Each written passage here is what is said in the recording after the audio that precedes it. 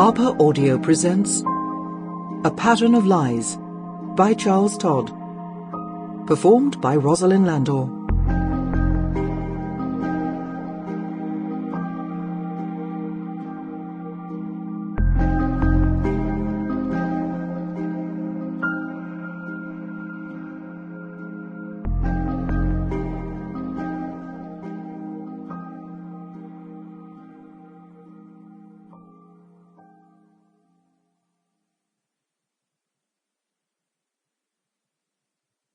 Chapter 1. Canterbury, Kent, Autumn 1918. I didn't know much about the little town of Cranbourne, on the Swale in northeastern Kent, only that its abbey had been destroyed by a very angry Henry VIII when the abbot of the day refused to take the king's side in certain matters. What stone was left had been transported to France to shore up the English-owned harbour in Calais. A young lieutenant by the name of Merrill, standing by me at the railing of the Sea Maid, had told me about that as we came through the roads and edged toward where we were to dock. That was in 1915. Shortly after that, we were caught up in the rush of disembarking and finding our respective transports, and I doubt I gave it another thought. My next encounter with Cranbourne was while I was assigned to a base hospital in France. A critically ill patient was brought in for further surgery, and he sometimes talked about the village during his long and painful recovery. All in the past, that. And then, yesterday, I accompanied a convoy of badly wounded men to hospital in a village just outside Canterbury, in Kent.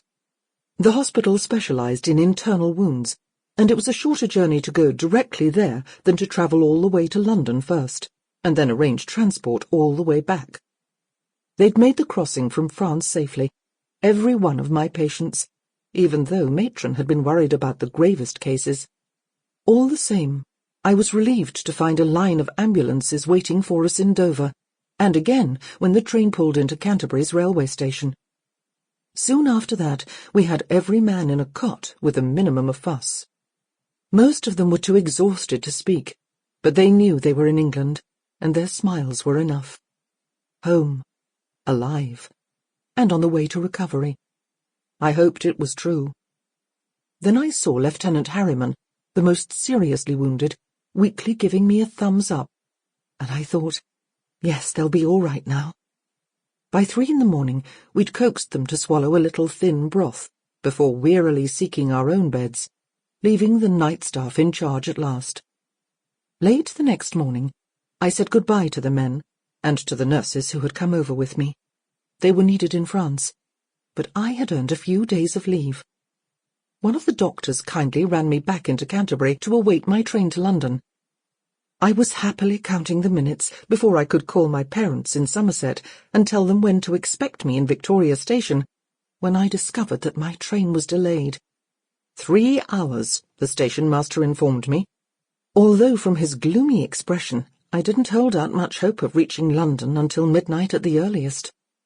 Well, so much for that, I thought, resigned to further delays. My telephone call would have to wait until I knew more.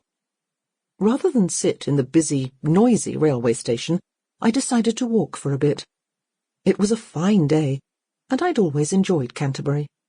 Leaving my kit bag in the growing pile of luggage pushed to one side for the London train, I looked at my watch to check the time, then set out.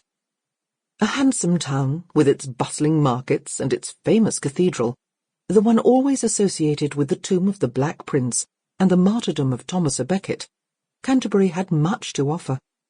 I could pass a pleasant hour or two exploring, and then call in again at the station for the latest news. If the train was still delayed, I could count on a quiet lunch somewhere nearby, and even browse in the shops, although many of them had very little to offer these days. Before very long, I came across a hidden gem of a garden open to strollers. Half an hour spent enjoying the autumn flowers blooming along a narrow stream was heavenly. There was so little left of beauty in the parts of France I saw every day, only the hardy poppies and a few wildflowers that straggled in any patch. Sample complete. Ready to continue?